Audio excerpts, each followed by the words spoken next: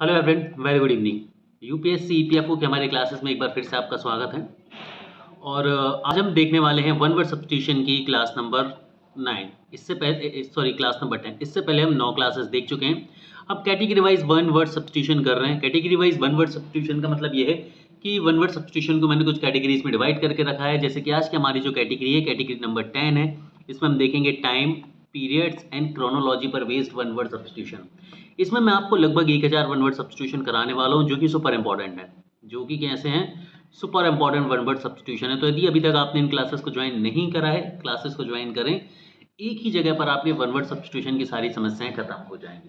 ठीक है, so start करते हैं। और आज 10वीं क्लास है। 10वीं क्लास के बाद लगभग हमारे 500 वन वर्ड सब्स्टिट्यूशन जो हो चुके होंगे। तो यहाँ पर हम इस वन वर्ड सब्स्टिट्यूशन को रोकेंगे और अब जो नेक्स्ट क्लास होगी वो आपकी ईडियम फ्रेजेस की शुरू हो जाएगी। जी हाँ, तो हम अगली ईडियम फ्रेजेस की क्लासेस करेंगे। जो नेक्स्ट अपकमिंग आपकी क्लासेस होंगी अब वो ईडियम फ्रेजेस की होंगी। और फिर हम मीडियम फ्रेजेस को जैसे 50% कर लेंगे, हम फिर वन वर्ड सब्स्टिट्यूशन पर वापस आएंगे ताकि चीज़ें बैलेंस्ड वे में आपकी बनी रहें। ओके, सो बढ़ते हैं हम आगे की तरफ। ये हमारा वन वर्ड सब्स्टिट्यूशन की क्लासेस हैं, मास्टर पीडीएफ हैं। ओके, सो कंटेंट की हम बात करें, कंटेंट आप देख सकते हैं 19 कैटेगरी में मैंने यहाँ पर डिवाइड करा है। जिसमें से कैटेगरी 1 पीपल पर्सनालिटी खत्म कर चुके हैं। सेकंड प्रोफेशन स्पेशलिस्ट ऑक्यूपेशन, ये हम खत्म कर चुके हैं। प्लेसेस बिल्डिंग्स खत्म हो चुकी हैं। स्टडी एंड साइंसेज खत्म हो चुके हैं। गवर्नमेंट रूल सिस्टम खत्म हो चुका है। क्राइम लॉ किलिंग्स 7 में एक्शंस एंड हैबिट्स देखे थे। 8 में हमने डेथ लाइफ और आफ्टर लाइफ का कंसेप्ट और उस पर बेस्ड वन वर्ड सब्स्टिट्यूशंस को देखा था। क्लास 9 में कलेक्शंस एंड ग्रुप्स को देखा था। आज है क्लास नंबर 10 और हम देखने वाले हैं time period and sequences chronology को बेस्ड। ठीक है, सो इसके बाद आपकी 9 क्लासेस और बचेंगी। 9 क्लासेस को हम करेंगे कुछ समय बाद। अब बीच में अगली जो 10 क्लासेस होंगी आपकी वो किसकी होंगी? वो अगली 10 क्लासेस होंगी आपकी वन वर्ड सब्स्टिट्यूशन के बाद ईडियम एंड फ्रेजेस की। तो रेडी रहना, अपनी कुर्सी की बेड़ी सभी को बांध के रखना है। सो टाइम पीरियड एंड सीक्वेंस पर बेस्ड हमारा पहला जो वन वर्ड सब्स्टिट्यूशन है वो आपकी स्क्रीन पर ये रहा। सो फर्स्ट इज कि भाई एनुअल क्या होता है? एनुअल का मतलब होता है सालाना। एनुअल का मतलब क्या होता है? सालाना, जो हर साल हो।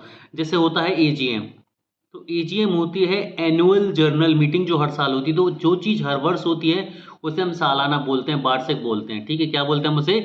सालाना बोलते हैं या वार्षिक बोलते हैं। हर वर्ष होने वाली चीज़, जैसे कि एग्जाम्स जो हैं, मान लीजिए यूपीएससी का एग्जाम हर वर्ष होता है तो एनुअल है ना। दिवाली हर साल आती है तो एनुअली, है ना। गर्मियों की छुट्टी हर साल होती है तो एनुअल समर वेकेशन हम बोल सकते हैं। बाय एनुअल, बाय एनुअल का मतलब क्या होता है? जो प्रत्येक 2 वर्षों में एक बार आता है। और इससे रिलेटेड वर्ड कई सारे, जैसे बाय एनुअल है, बाय मंथली है, बाय क्वार्टरली है।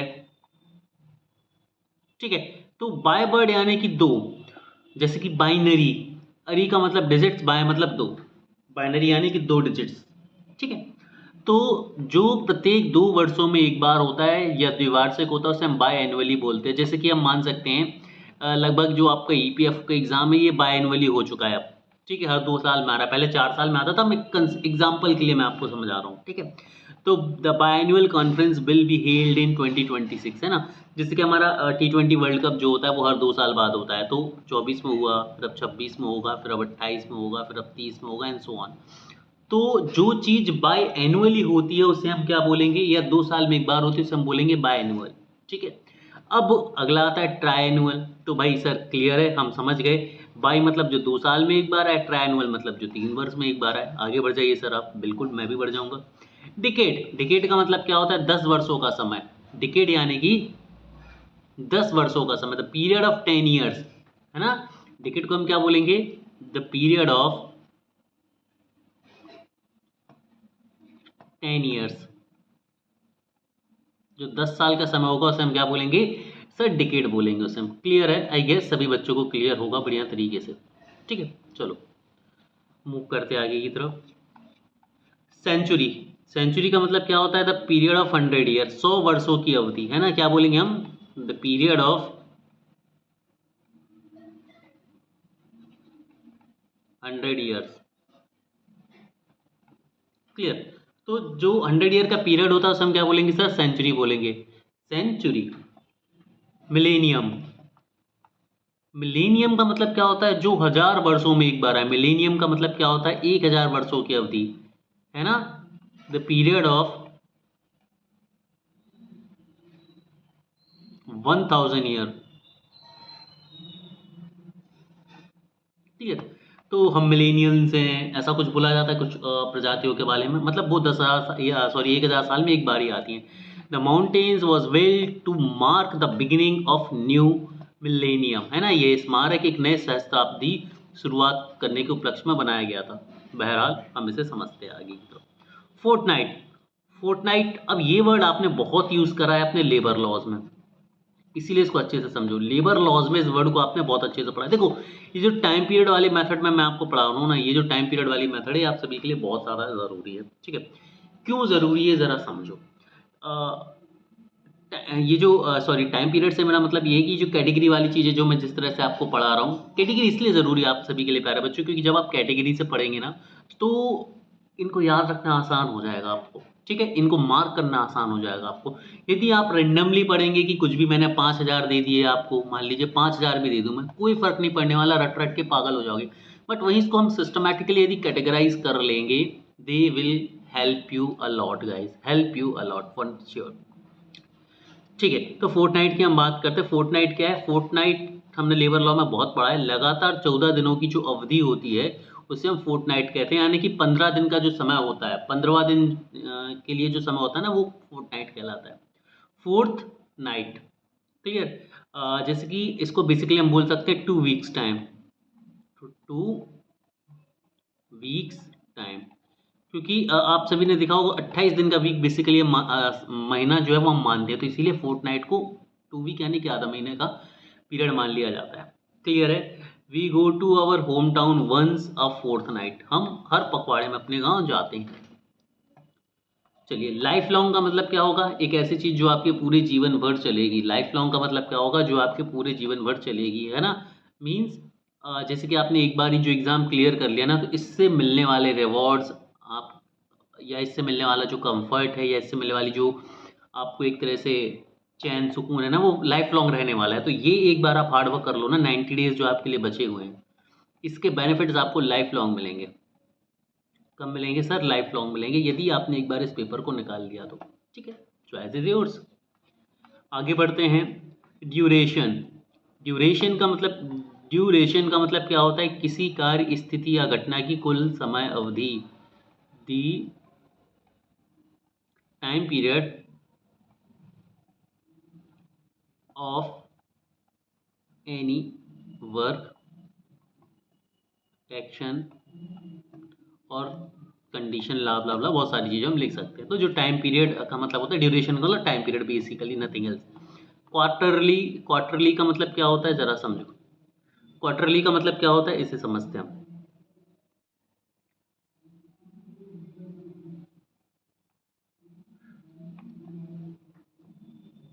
क्वार्टरली के मतलब की हम बात करते हैं, तो इसका मतलब होता है कि जो वर्ष में 4 बार, हर 3 महीने में एक बार आता है, यानी period of 3 month, period of 3 month, जो 3 महीने का पीरियड होगा उसे हम क्या बोलेंगे? क्वार्टरली बोलेंगे, ठीक है। 3 महीने के पीरियड को हम क्या बोलेंगे सर? क्वार्टरली बोलेंगे। क्रोनोलॉजी, क्रोनोलॉजी का मतलब क्या होता है? जब घटनाओं को उनके घटने के क्रम में जमा दिया जाए तो उसे क्रोनोलॉजी बोलते हैं, है ना। क्रोनोलॉजी का मतलब है the order in which incident took place, है ना। Order in which incidents took place, जिस ऑर्डर में इंसिडेंट ने प्लेस लिया है, जिस ऑर्डर में इंसिडेंट हुए हैं, उन्हीं उस ऑर्डर में लिख देना क्रोनोलॉजी कहलाता है ना। जैसे कि भाई 7 बजे आप वहाँ पहुँचे, फिर 7:30 बजे आपने ब्रेकफास्ट किया, फिर आपने 8 बजे नहाने चले गए, फिर 8:30 बजे आप घूमने निकल गए, 12 बजे आप घूम कर आए, ठीक है। फिर 1 बजे आपने लंच करा, फिर 2 बजे आप सोने चले गए, 5 बजे फिर उठे, फिर घूमने चले गए, ला ब्ला ब्ला। तो जब चीज़ की क्रोनोलॉजी का मतलब होता है किस ऑर्डर में वो हुए थे, उसी ऑर्डर में उनको लेना, लिखना। प्रोलॉग, प्रोलॉग क्या होता है? इंपॉर्टेंट वर्ड है ये, नया वर्ड तो नहीं है, लेकिन नया वर्ड जैसा साउंड कर सकता है, जो यदि कम फैमिलियर है इंग्लिश से तो किसी पुस्तक या नाटक की जो आरंभिक प्रस्तावना या भूमिका होती है उसे प्रोलॉग कहते हैं। प्रोलॉग का मतलब आप सभी ने पढ़ा होगा ना, प्रियम्बल पढ़ा है हमने, कॉन्स्टिट्यूशन के प्रियम्बल को देखा था ना, प्रस्तावना देखी थी संविधान की, तो वो प्रोलॉग ही है। तो प्रस्तावना बोलें, प्रोलॉग बोलें, प्रियम्बल बोलें, इंट्रोडक्शन बोलें, तीनों एक ही चीज़ें होती हैं, याद रखना है आपको, ठीक है। तो ये किसी भी नॉर्मल बुक के लिए जो या जो नॉर्मल प्ले होता है उसका जो इंट्रोडक्शन या इंट्रोडक्टरी पार्ट होता है, it will be called prologue, it will be called prologue. Clear है? चलिए बढ़ते हैं हम आगे की तरफ। एपिलॉग इंपॉर्टेंट अगेन, मैं क्या बोल रहा हूँ कि अब वर्ड थोड़े थोड़े से अच्छे मिलते जाएंगे आपको। 13 है एपिलॉग। एपिलॉग का मतलब होता है किसी नाटक, पुस्तक या कहानी का अंतिम भाग, उपसंहार। तो क्या होता है, एक होता है introduction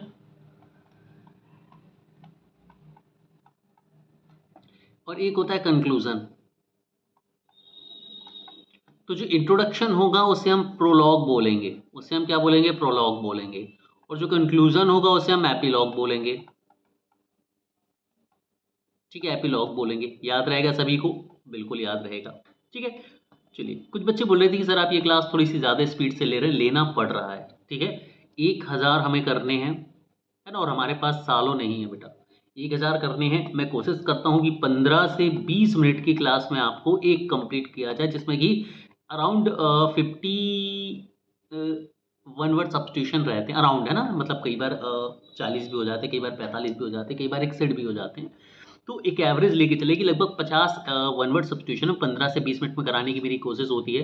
I don't want to waste time in unnecessary things, इसीलिए मैं थोड़ा सा फास्ट चलता हूँ। ठीक है, तो चलिए इंटरल्यूड। इंटरल्यूड क्या होता है ये समझिए। दो घटनाओं, कृत्यों और कालखंडों के बीच का मध्यांतर, the time interval between the two consecutive incident. फिर से सुनो एक बार।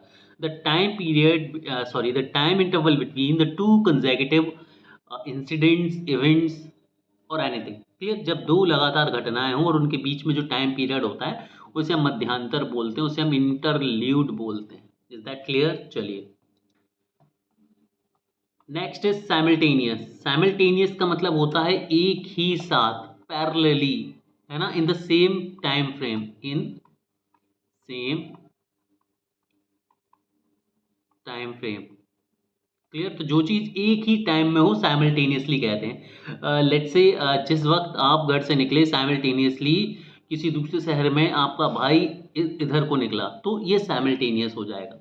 क्लियर? एक साथ जो चीजें घटें उन्हें हम साइमल्टेनियस बोलते हैं। लाइक कि the explosions were simultaneous in the different part of the city. मतलब बम्बार्डिंग जो हुई, मान लीजिए शहर सिटी एक्स में भी उसी समय गिरा, सिटी वाई में भी उसी समय गिरा, सिटी जेड में भी उसी समय गिरा। सेम टाइम सभी जगह पर बम्बार्डिंग हुई, साइमल्टेनियस। सेम जगह सभी जगह अर्थक्वेक आया, साइमल्टेनियस। सेम जगह एक्ट ऑफ बार हो गया, साइमल्टेनियस। साइमल्टेनियस मतलब एक ही समय पर बट डिफरेंट प्लेसेस पर। सक्सेसिव। सक्सेसिव का मतलब क्या होता है, एक के बाद दूसरी। सक्सेसिव का मतलब क्या होता है, जब एक सीरीज हो कि भाई इसके बाद ये, इसके बाद ये, इसके बाद ये, तो हर एक नेक्स्ट सीरीज सक्सेसिव कहलाएगी। जैसे कि मान लीजिए पहले एक स्टूडेंट आया, वो टेस्ट अटेम्प्ट करा, फिर दूसरा आएगा अटेम्प्ट करेगा, तीसरा आएगा अटेम्प्ट करेगा, तो ये सक्सेसिव है। एक के लिए एक, दो ने एक को सक्सेस करा, फिर तीन ने दो को सक्सेस करा, एंड सो ऑन। सक्सेसिव मतलब एक के बाद दूसरा, दूसरे के बाद तीसरा, एंड सो ऑन, और ये लाइन चलती जाए, सक्सेसिव। इसी से बना है सक्सेसर। और सक्सेसर हमने कहाँ पर देखा है कि जब डायनेस्टीज होती थी तो भाई एक के बाद उनका दूसरा सक्सेसर आता था, दूसरे के बाद तीसरा आता था, मतलब जो राज करेगा, जिसे हम उत्तराधिकारी बोलते हैं सामान्य तौर पर हिंदी में। ठीक है, चलिए सबसीक्वेंट। सबसीक्वेंट वर्ड को पढ़ते हैं। सबसीक्वेंट। सबसीक्वेंट क्या होता है, किसी घटना के बाद होने वाला या आने वाला, है ना। सबसीक्वेंट मतलब देखो, सक्सेसर इवेंट्स के लिए नहीं होता है, बट सबसीक्वेंट इवेंट्स के लिए यूज किया जाता है ना। सक्सेसिव इवेंट्स कभी नहीं कहे जाते हैं, है ना, बट सबसीक्वेंट इवेंट्स होते हैं, सबसीक्वेंट इवेंट्स होते हैं। Is that clear? I guess clear to everyone. ठीक है, तो दोनों का मतलब सेम है, बट कहाँ यूज होते हैं दैट मैटर्स द मोस्ट। कहाँ पर वो यूज होते हैं वो इंपॉर्टेंस रखता है। नेक्स्ट है प्रिसीडिंग। प्रिसीडिंग का मतलब क्या होता है, घटना के पहले का। देखो सबसीक्वेंट मतलब घटना के बाद, प्रिसीडिंग मतलब घटना से पहले घटित होने वाला, मतलब उससे पहले, प्रियर टू एनी इंसिडेंट और इवेंट। पोस्थॉमस, ये इंपॉर्टेंट वर्ड है, कई बार सुना होगा। पोस्थॉमसली। पोस्थॉमसली का मतलब क्या होता है कि जब आर्मी में हमने देखा है कि भाई जब हमारे जवान जो शहीद हो जाते हैं, है ना, तो उनके लिए कुछ अवार्ड दिया जाता है, तो उनको जो मरणोपरांत बोला जाता है ना, कि मरणोपरांत, पोस्थॉमसली से वर्ड को यूज किया जाता है, पोस्थॉमस। ठीक है, कि किसी व्यक्ति को मृत्यु के बाद प्रकाशित होने वाला या प्राप्त होने वाला, मरणोपरांत, है ना, जब भी किसी व्यक्ति को मरने के बाद कुछ मिले, अवार्ड मिले, है ना, तो ये सारी चीज़ें कहलाती हैं पोस्ट थॉमस। ठीक है, ये बेसिकली अवार्ड के केस में होता है, मार्टायर के केस में होता है। नेक्स्ट बनते हैं प्रीक्वल। तो प्रीक्वल एंड सीक्वल दो चीज़ें आपने देखी होगी। मान लीजिए एक मूवी देखते हैं, जैसे कि हमने देखी कोई मूवी है, तो मूवी है हमारे पास, ठीक है, तो इसकी मूवी को हमने दोबारा बनाया उसी के जैसा, उसी को रिपीट करा, तो सीक्वल। और प्रीक्वल का मतलब क्या होता है, मूल कथा के पहले की, मतलब इससे पहले की जो कहानी था वो क्या हो जाएगी, प्रीक्वल। ठीक है, इसके पहले की घटना है प्रीक्वल, और इसके बाद के इसके जैसी घटना है सीक्वल। ठीक है, चलिए, प्रीक्वल और सीक्वल दोनों वर्ड आपको मैंने यहाँ पर बता दिया, है ना। इफेमरल, इफेमरल बहुत प्यारा सा वर्ड है, मुझे बहुत पसंद है, जो बहुत कम समय के लिए रहता है ना, for the fraction of second, जो फ्रैक्शन ऑफ सेकंड्स के लिए हो उसे बोलते हैं हम इफेमरल। जैसे हम बोलते हैं ना इटर्नल, इटर्नल मतलब हमेशा के लिए, और इटर्नल का अपोजिट क्या हो जाएगा, इफेमरल, मतलब बहुत कम समय के लिए, क्षणिक। क्लियर है, very good. Next is eminent. Eminent का मतलब होता है जो बहुत जल्दी जल्दी हो जाए, बहुत जल्दी जल्दी घटित होने वाला, है ना। एमिनेंट का मतलब क्या हो गया, इवेंट्स हैपनिंग और occurring very frequently very quickly, है ना, जो चीज़ें बहुत ज़्यादा फ्रीक्वेंटली, बहुत ज़्यादा क्विकली, बहुत जल्दी जल्दी होने लगेंगी, they will be called imminent. Next is permanent. तो permanent we all know that कि भाई आप APFC निकालेंगे तो आप एक परमानेंट गवर्नमेंट जॉब को सिक्योर कर लेंगे। तो परमानेंट का मतलब something which is which will last long, है ना, जो लंबे समय तक चलेगी, हमेशा नहीं होती। देखो याद रखना, परमानेंट का मतलब हमेशा के लिए नहीं होता, परमानेंट का मतलब कभी भी हमेशा के लिए नहीं होता है। स्थायी से मतलब यही कि जैसे हमने जॉब को मान लिया है कि ये 62 की एज तक, या जो सुपर एनुएशन की एज है उस एज तक आपकी जॉब रहती है, तो जॉब उस समय तक है, तो क्या कहलाएगी ये, परमानेंट। परमानेंट मतलब एक पर्टिकुलर टाइम पीरियड तक के लिए यदि कोई चीज़ उस सेट किया है और उस टाइम पीरियड तक के लिए हो रही है तो उसे हम परमानेंट बोलेंगे। परमानेंट का कभी भी मतलब हमेशा के लिए नहीं होता है ना।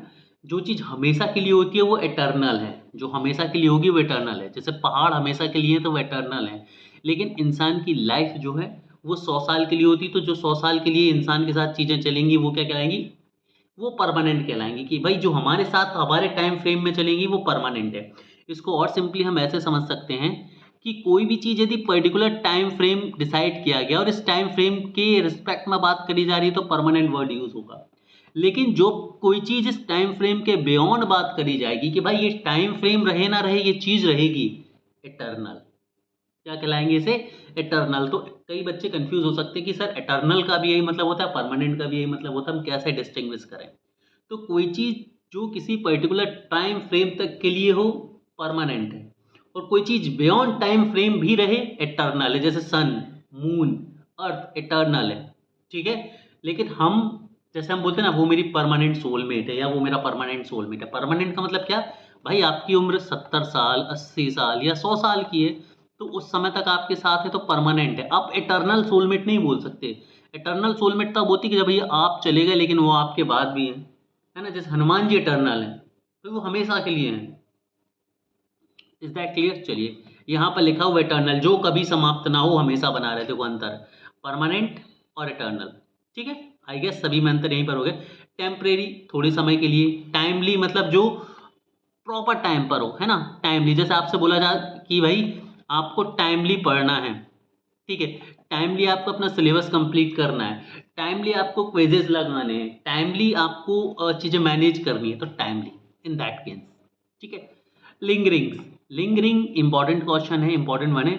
लिंगरिंग का मतलब क्या होता है, जो अपेक्षा से अधिक देर तक बना रहे। लिंगरिंग का मतलब something which is last beyond the expectation, something which is last beyond the expectation. He has a lingering cough even after recovery. Lingering का मतलब होता है जैसे मुझे कफ है, मान लीजिए मुझे सर्दी है, तो मुझे पता है कफिंग मेरी 4-5 दिन तक रहेगी, बट अब क्या हो रहा है कि भाई जैसे खांसी लोगों को 10-10 दिन चल रही है, ऐसा क्यों हो रहा है, बियॉन्ड एक्सपेक्टेशंस क्यों हो रही, बिकॉज ये कोविड-19 के सिम्टम्स हैं जो अभी तक हमारी बॉडीज़ में हैं, ठीक है? तो लिंगरिंग का मतलब होता है कि यदि कुछ ऐसा हो जो एक्सपेक्टेशन से अपोज़िट हो जाए, उसे लिंगरिंग बोलते हैं, है ना? उसे क्या बोलते हैं? हम लिंगरिंग बोलते हैं। चलिए, ट्रांज़िएंट, ट्रांज़िएंट का मतलब क्या होता है? जो थोड़े समय तक टिके फिर चला जाए, यानी कि अल्पकालिक, स्पॉन्टेनियस। इसको हम स्पॉन्टेनियस भी बोल सकते हैं, याद रखना। ट्रांज़िएंट या फिर स्पॉन्टेनियस दोनों लगभग सेम मीनिंग देते हैं। ये थोड़े समय के लिए होते हैं, for the period of very little time, ठीक है? एंड देन दे, ठीक है, डिसअपियर। तो ये याद रखना, the pain was intense but transient. जैसे कई बार होता है ना कि आपको एकदम से बहुत तेज दर्द हुआ कहीं भी बॉडी में, किसी भी पार्ट में स्पार्क होता है और एकदम से चला जाता है, तो वो ट्रांजिएंट कहलाएगा कि आया और तुरंत चला गया। प्रीमैच्योर, प्रीमैच्योर का मतलब है जो समय से पहले हो जाए। जैसे बेबीज के केस में यूज होता है प्रीमैच्योर बेबी है कि भाई 9 मंथ का पीरियड होता है और वो उससे पहले ही हो जाए तो प्रीमैच्योर है। क्लियर? प्रीमैच्योर है। आई गेस सभी लोग समझ गए हैं। डिलेड, डिलेड क्या होता है? डिलेड का मतलब होता है जो चीज़ नियत समय के बाद हो। जैसे कि हम बात कर रहे थे कि भाई यूपीएससी ईपीएफओ 2025 का जो एग्ज़ाम है वो डिले हो सकता है क्या? जैसे 30 नवंबर डेट है, 30 नवंबर डेट है, तो it can it be delayed और नॉट? तो क्या भाई ये डिले होगी या नहीं होगी? वही बात है। चलिए, नेक्स्ट है एनिवर्सरी। तो भाई इसे हम नहीं पढ़ेंगे। डेडलाइन, इस वर्ड को भी मैं नहीं बताऊंगा क्योंकि सभी फेमिलियर हैं। टाइमलाइन से भी हम सभी फेमिलियर हैं कि भाई 90 दिन की टाइमलाइन दी है, इसमें सब सब कुछ पूरा करो। ये टाइमलाइन को दूसरी तरह से भी ऐसे बताया जा सकता है कि मान लीजिए हमने 1897 से लेके 1947 तक की पूरी टाइमलाइन बनाई कि भाई 1857 से 1947 तक किस किस टाइम क्या क्या हुआ, कब क्या हुआ, कब क्या हुआ, कब क्या हुआ, कब क्या हुआ, कब क्या हुआ, कब क्या हुआ, कब क्या हुआ, and so on and so. ठीक है, तो इससे हम क्या बोलेंगे? टाइमलाइन बोलेंगे। चलिए आगे बढ़ते हैं। एरा, एरा का मतलब होता है विशेष कालखंड, है ना? जैसे कि आपने देखा होगा क्रिकेट में जब कोहली और रोहित ने रिटायरमेंट लिया तो हमने क्या बोला? End of an era. जब पुजारा ने रिटायरमेंट लिया, end of an era. Sachin Tendulkar ने रिटायरमेंट लिया था, end of an era. Era का मतलब क्या होता है कि जब कोई एक बहुत प्रभावशील व्यक्ति या बहुत प्रभावशील टाइम या बहुत प्रभावशील जो पार्ट होता है वो खत्म हो जाए तो उसको हम बोलते हैं एंड ऑफ एन एरा, है ना? जैसे कि हम सभी ने ब्लैक एंड वाइट टीवी का टाइम देखा, और एक समय बाद कलर टीवी आ गई, तो era of black and white TV. फिर हमने टच पैड वाले सॉरी कीपैड वाले फ़ोन देखे, तो वो कीपैड वाले फ़ोन्स का एरा था। अब कौन सा एरा चल रहा है? आर्टिफिशियल इंटेलिजेंस की एरा चल रहा है। समझ रहे हो ना? एरा मतलब एक time period, a part of time. Season हम सभी फ़ैमिलियर हैं, ओकेज़न से हम सभी फ़ैमिलियर हैं कि भाई ये दिवाली ओकेज़न है, स्पेशल ओकेज़न है। ओकेज़न का मतलब विशेष घटना या उपलक्ष्य कोई भी। क्वारंटीन, क्वारंटीन तो हम सभी लोगों ने कोविड-19 में बहुत सुन लिया। क्वारंटीन का मतलब क्या होता है कि जब किसी व्यक्ति को जो मेन स्ट्रीम होती है उससे काट के कुछ समय के लिए अलग रख दिया जाए, बंद कर दिया जाए, आइसोलेट कर दिया जाए, उसे हम क्वारंटीन बोलते हैं। ठीक है, बेसिकली बीमारी के केसेस में या इन्फेक्शन के केसेस में कोविड-19 में हमने बहुत सुना था, है ना? उसके बाद बारी आती है शेड्यूल की। शेड्यूल क्या होता है? शेड्यूल, कई लोग इसे शेड्यूल भी पढ़ते हैं, शेड्यूल पढ़ना चाहिए। तो शेड्यूल का मतलब होता है कि भाई हम अपना पूरा प्रॉपर टाइम टेबल बनाते हैं कि इस समय मैं ये करूँगा, इस समय मैं ये करूँगा। जैसे मेरा टाइम पीरियड फिक्स है कि भाई मैं 6 साढ़े 6 तक ऑफिस से आता हूँ, ठीक है? फिर फ्रेशन अप होता हूँ, नहाता धोता हूँ, चाय वाय पी के भाई 7:30 बजे क्लासेस बनाने में बैठ जाता हूँ, ठीक है? इसके बाद 8:30 बजे से या फिर 9 बजे से आपकी जो है वो क्लासेस रहती है। 1 डेढ़ घंटे मुझे क्लासेस बनाने में लगते हैं और फिर क्लासेस लेता हूँ मैं आपकी। तो ये मेरा शेड्यूल है। आपका शेड्यूल होगा कि भाई यदि ऑफिस वाले हैं तो आके सीधा पढ़ने बैठ जाना है, चाय नाश्ता करना है। जो ऑफिस वाले नहीं हैं, जो घर पर हैं, जो सिर्फ प्रिपरेशन कर रहे हैं, उनका अलग टाइम पीरियड होगा कि भाई लेट नाइट स्टडी करनी है तो दिन में सोना है, दिन में पढ़ना है, या सुबह जल्दी उठना है तो जल्दी सोना है, एक्सेट्रा। अपना अपना शेड्यूल हो सकता है हर किसी का। इंटरवल, मूवी सभी ने देखी। इंटरवल से आप लोग जानते हैं कि भाई मूवी के 2 पार्ट होते हैं, तो बीच में जो शॉर्ट टाइम का ब्रेक होता है, this is what called interval. तो interval means the break between any particular programme in movie और इन एनीथिंग। फेस्टिवल तो हम सभी जानते हैं। Dead letter, dead letter important है। डेड लेटर हम पढ़ भी चुके हैं कि एक ऐसा नियम जो अब लागू नहीं है, है ना? A law or an act which is not applicable, है, or not legal or not acting as if now. Next is inevitable word, बहुत बढ़िया, इसे पढ़ लेते हैं हम। 42 इज इनएविटेबल। इनएविटेबल जो निश्चित रूप से घटित होकर रहेगा, टालना असंभव है, जो निश्चित होकर घटे। जैसे कि हम सभी ने जब यहाँ पर एक क्वेश्चन देता हूँ मैं, इंडस्ट्रियल रिलेशन लेबर लॉ जब पढ़ा है तो इसमें हमने अप्रोचेस पढ़ी है, अप्रोचेस पढ़ी है। तो जब हमने अप्रोचेस पढ़ी हैं तो अप्रोचेस में हम सभी ने क्या देखा है कि अप्रोचेस में किसने ये बोला है कि जो इंडस्ट्रियल डिस्प्यूट हैं ये इनएविटेबल हैं, इनएविटेबल हैं। किसने बोला है कि भाई इन्हें आप अवॉइड नहीं कर सकते, ये तो होके ही रहेंगे। अब आपको चीज़ें ऐसे करनी है कि जब ये हो जाए तो इनको मैनेज कैसे करना है। तो इनएविटेबल मतलब जो निश्चित है होगा ही होगा, है ना। इवेंचुअल, इवेंचुअल या इवेंचुअली जो सडनली हो जाए, है ना। जैसे कि हम बोलते हैं ना कि भाई मैं जा रहा था और सडनली मुझे वो मिल गया, है ना। तो इवेंचुअली, इवेंचुअली का मतलब क्या होता है, जो चीज़ सडन हो जाए, अंततः घटित होना, चाहे विलंब से हो, ठीक है, इवेंचुअली।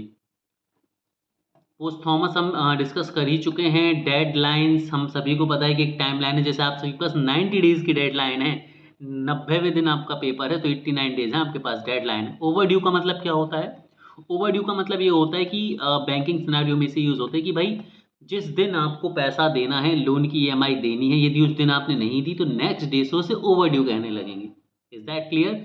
मान लीजिए 30th ऑफ अगस्त को आपको कोई ईएमआई भरनी थी, 30th अगस्त को नहीं भरी जाएगी तो वो from 31st of August it will be called overdue, overdue, OD बोलते हैं इसे हम, ठीक है।